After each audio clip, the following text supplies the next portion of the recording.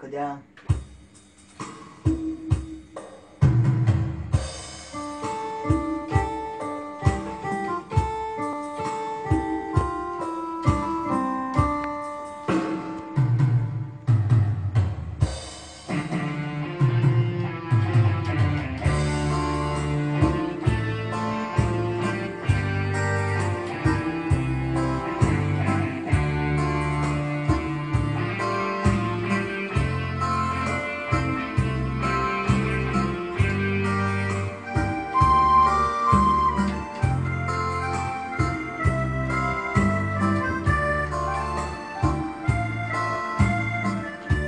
ได้ข่าวว่าเจ้าสิมีแฟนใหม่สิเอาอายไปทิ้งไม่ใส่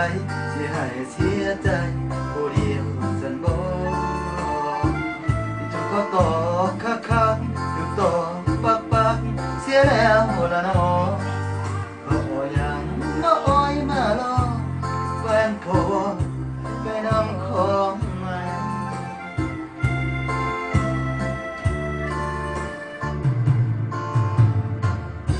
ได้ข่าวว่าเจ้าสิมีงานแต่งสิเอาเสา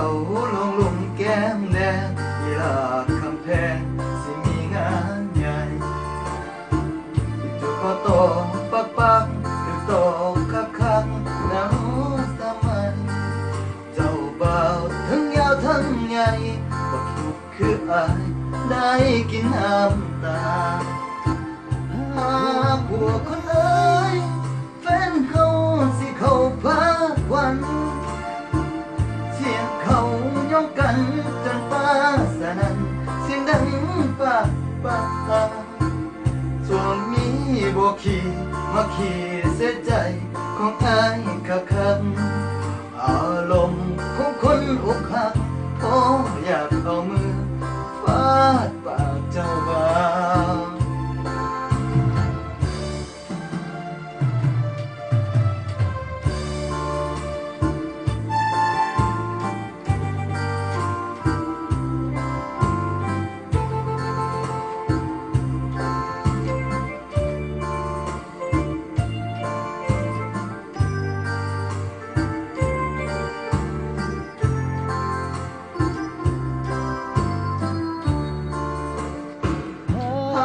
ผัวคนเอ้ย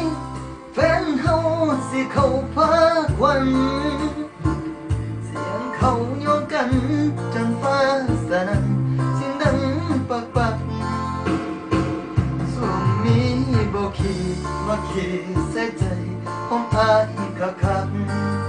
อารมณ์ของคนอกหักโอ้อยากเอามือ